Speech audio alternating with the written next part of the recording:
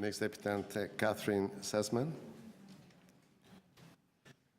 followed by Webster Wheeler. Good morning. Hello, good morning. Good to have you here. You have 5 minutes. Let's Great, try thank you. to keep the 5 minutes. At the 5 minutes, Sure. I will end the deputation. Right. We still have more than half of deputants, and I'm hoping that we'll finish by midday. So let's stay to the 5 minutes. Please Great. go Well, ahead. hello, thank you. My name is Dr. Kathryn Sussman. It's nice to be here discussing this issue with you. I'm an independent researcher and consultant and have done extensive research and written a scholarly report recently looking into the educational value of mobile live animal programs. The object of my paper was to assist in determining whether or not the educational claims of these programs are supported by evidence. What I found is that almost none of the criteria that allow for learning in traditional zoos are possible with these programs. The main criteria that allow for learning in traditional zoos are naturalistic free-range exhibits and the ability of animals to display natural behaviors in their exhibits, enrichment presentations, graphics, and reinforcement of a conservation message. Mobile live animal programs, simply put, fail to meet these criteria. Let me break down how for you. The animals that are used in these programs are displayed out of their natural environments. Even nocturnal animals, as we've discussed, such as hedgehogs, are used during daytime displays, contributing to profound misinformation. The animals are not allowed free range, but are rather constrained until they are displayed, with smaller species often constrained to a handler's grip or kept in small display exhibits. For these reasons, the animals are not displaying natural behaviors. Furthermore, there are often too many animals being displayed in too short of a time period. Often, the animals are used as fun objects, such as when they place rabbits on children's heads or wrap snakes over a participant's shoulder or around a child's waist. While some programs do present signage or graphics, these displays are almost always minimal and often inaccurate. As these programs are usually one-time presentations, the opportunity for reinforcement, including reinforcement of a conservation message, does not exist. In addition, live animals serve as a significant distraction rather than a learning tool. While participants are often encouraged to be quiet, these programs can be very loud and chaotic when animals are brought out. In fact, there are many studies showing that learning is most effective in settings without live animals present. Another finding was that animals that typically get the most positive and enthusiastic reactions from participants are prioritized for display, so that furry, colorful, active, and large animals are more frequently learned about. The display is therefore driven by what is popular rather than by a coherent educational purpose. Participants of mobile programs are more likely to respond to wild animals as domesticated. This contributes to the appeal of wild animals as pets and often leads to the desire to own an exotic animal. These programs typically have no discernible conservation action plan. The lack of a conservation plan or petition results in them being extremely unlikely to produce any kind of measurable learning outcome. This is simply not there is simply not scholarly evidence that these programs result in conservation action. It must be emphasized that learning from these programs is had at the animal's expense insofar as they are non-consenting and captive. This can contribute to negative learning that it is okay to discount the interests of animals themselves. It is crucial to consider that conservation teaching with the use of captive animals normalizes captivity and is inherently contradictory. Being taught not to take animals from where they live, yet seeing animals who have been removed from their habitat or that exist outside of it and are no longer in the wild underscores a hypocrisy that sends the message that our amusement or even our knowledge is justified at the expense of the animals. The concept of animal ambassadorships, animals that are forced to sacrifice their freedom and privacy for their wild counterparts, is ethically suspect. I do not believe that is the correct educational message to be sending children. My research has led me to the conclusion that making large unsubstantiated claims about positive educational value is educationally irresponsible and negatively impacts the public's perception and most crucially children's perception about other species and the environment. Learning that contributes to an attitude of unnecessary human use of animals and the objectification and exploitation of them is harmful. Based on their purported educational claims, I therefore do not recommend any of these programs be given special consideration or exemption when it comes to laws restricting or prohibiting animal use within municipal or provincial boundaries. Thank you. Thank you. Questions? Sure. Councillor Fletcher. This is your scholar, did you say you'd done your Yes. PhD Yes. on this? So Well, my PhD is in the humanities, and my work now is currently animal ethics, yes. one of the earlier deputants said we were going to hear a lot of, I forget what he said, emotional Right. deputations. Would you consider your deputation a scholarly deputation? It's absolutely scholarly. I spent over 2.5 months researching this, not looking for a specific conclusion. I'm an independent consultant. My personal position on this is that what I just mentioned, because of the research that I have done, and I read hundreds of scholarly papers, and I am happy to present the council with anything they need. And your main conclusion is that, and we heard about it's great for kids with special needs if Right. there's an animal sitting beside them, et cetera, et cetera.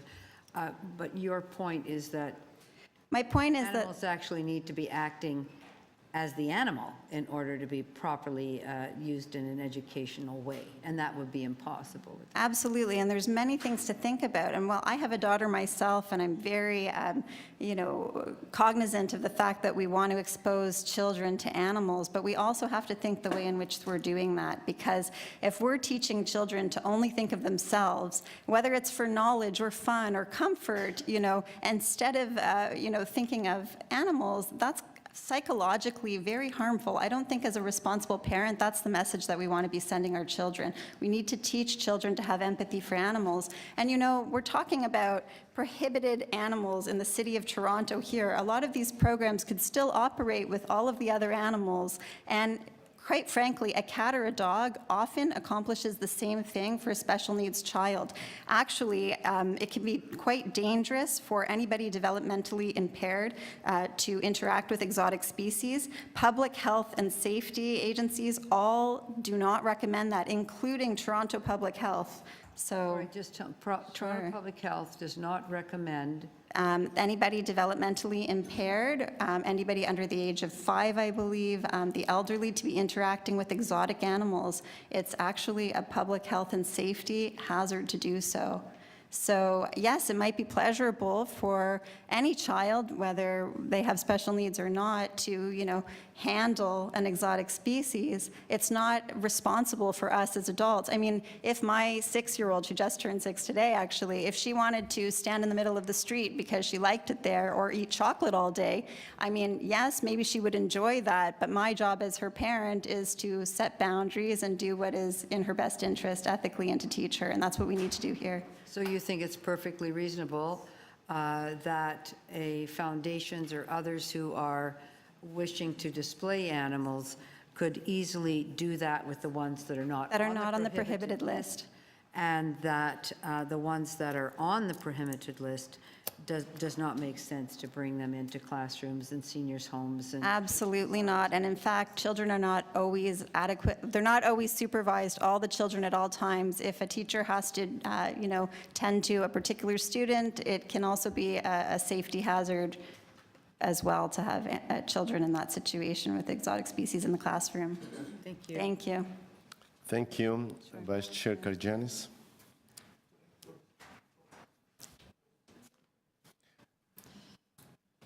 Thank you. I appreciate you coming down. Oh, sorry. What would you say to a teacher that teaches kindergarten? There's a couple of children with special needs, taught kindergarten for 10 years. What would you say to her when she says, look, I think you're going down the wrong path? Well, I would have to say I respectfully disagree. I think the evidence just shows from all of the scholarly work and, what we were just talking about from a public health and safety point of view, I would just disagree. There are so many alternative ways to learn about animals, and I agree children need exposure to animals, but it doesn't have to be when there is an animal cruelty component. Sorry, would you say she's wrong, right? Yes, I think it's wrong. So when you have 5 such individuals that are teachers and say you're going down the wrong path, are they all wrong? Yes, they're all wrong, in my opinion. Yes, they're not adequately In your educated on opinion. the issue. Yes. I thank you. So I would Yes. go to my daughters that are combined experience of teaching between the 5 of them is around 50 years, 40 years, and say to them that in your expert opinion. I just think they're Let me finish, well-meaning. please. Oh, Let me finish. sorry. Yes. In your expert opinion, they're wrong. I will say to my daughter, which is close to 39, and she's taught kindergarten for about 10 years, and she has 2 or 3 autistic, 1 or 2 autistic children per year, that she's wrong. I will tell her that tonight. Yes, This I is would what say you're she's, telling me. can I respond? I would say that she's absolutely well-meaning, and I think children can absolutely find pleasure or joy from handling an exotic species. Whether or not that's the right thing for us to do as educators, as parents, is a different story. So I would say, yes, I think perhaps she may need to reassess her views on this, do a bit more reading on it, and look at all of the public health and safety hazards, and ethically what we're So teaching the children. teachers that are supporting us doing this, and the Teachers Federation and Union that has not been consulted, then I guess they're all wrong. Yeah, I think they are not specialists in this area on animal ethics, and I think with a bit more reading or a conversation with somebody from, So then you agree that we need more time to consult with teachers? well, you're giving me a specific scenario here, so just- I'm trying it just to said more address that. I consultation. think in that particular case, those particular teachers, yes, would need to learn a bit more about this issue if they believe that they're doing the right thing by exposing children to exotic species. So I guess my 87-year-old mother that exposed me to chickens, she was wrong. I would say yes. And my wife that grew 5 daughters and took those kids to the farm and exposed them to sheep, goats, she was wrong. Well, a farm context isn't what we're discussing here, but in the case of what we're talking about, that is my position. Okay, so I'll tell my mother. that Councilor Chan, the deputy has answered the question I so thank you. specifically No, but I that you are just wanna going make beyond sure that that. the Do deputy- you have any other questions, Councilor? Yes, I do. Okay, So please. in your another opinion- question. Yes. In your opinion, my mother and my wife and my daughters are wrong. I don't know them. We're talking about a specific topic here, whether That's or not what not- is before us. Thank you for. Thank you. You have answered the question. No more questions. Speaker Nunciara, you're next. Ma'am, is Dr. Sussman? Kathryn? You have another question, please. Yeah, I just have one question. Absolutely. Councilor Nunciara, please go ahead. So, as far as the long-term care facilities in the, I know that there's. Yes. Yeah, there's groups that go out there and they go to all the long-term care facilities with exotic animals. Yes. They go and they get paid, and so because my parents were in a long-term care, and once a month, somebody came and brought an Right. exotic animal. So you're saying that. I'm saying, why can't we do that with animals that, why does it have to be these prohibited animals? That can be done either with animals that are not on the prohibited list or with cats and dogs. And there are a lot of studies, and I'm happy to provide you with information about that cats and dogs can evoke the same emotional benefits. It doesn't, as for, people in that context, it doesn't have to be done with, for instance, a hedgehog that's afraid and shaking and nocturnal and awake at 11 a.m. being passed around to lots of people. I think it's our responsibility to change this, and we absolutely can. Thank you. Thank you. I do have one question. Yes, absolutely. You did mention that programs for in this case, mobile live animal programs, Right. are those programs beneficial to education? And at the same time, I'm trying to reconcile comments made by another deputant who clearly indicated that there are studies that with medical evidence to substantiate that these programs are good for special needs children with disruptive behaviors. And you did mention also that I have- you have done extensive Right. research and studies on this. I found no evidence of that. I did not find evidence of that. So That there is no such a benefit. thing that, There's no empirical evidence that I know of from the scholarly searches that I did, which were extensive and thorough on several different sites.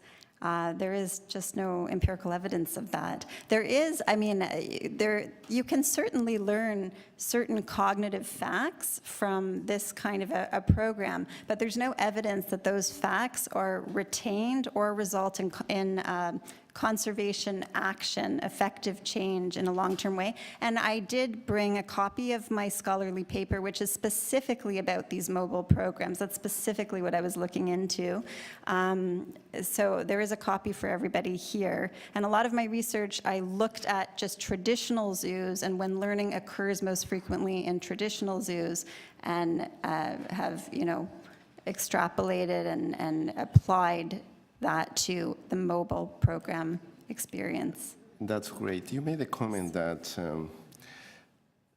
there are animals, perhaps exotic animals, or those within the prohibited list that actually may hurt children if they're Yes. exposed to it, if they are at whatever age, let's say, Yes. 5 and under. Can you just explain a little bit more about that? Yes, I mean, that's a little bit outside of my area of expertise, but having been at a few, I think at a stakeholders meeting, there was somebody who did describe an instance of a tarantula in a child's hand with special needs, and the child, just grabbed like this, and things like this happen. The child can get bitten, maybe was bitten in that circumstance. The animal can be killed. I mean, it's just not a good idea. Every public health agency does not recommend that special needs children or young children have physical contact, even at a zoo. That doesn't occur. So why are we allowing it to occur with mobile programs where there's zero oversight, quite frankly, in a person's home? My last question, and this is the key question. Given your extensive research that you have done, Yes. do you support the recommendations from city staff that's before us within that report? I would prefer to see a positive list. I think that would be much better. And I just do not believe that there should be exemptions on the education, based on the educational value purported by, say, CASA certified organizations. I do not believe those organizations should have special exemption, no. Thanks so much. Thank you very much. Thank you.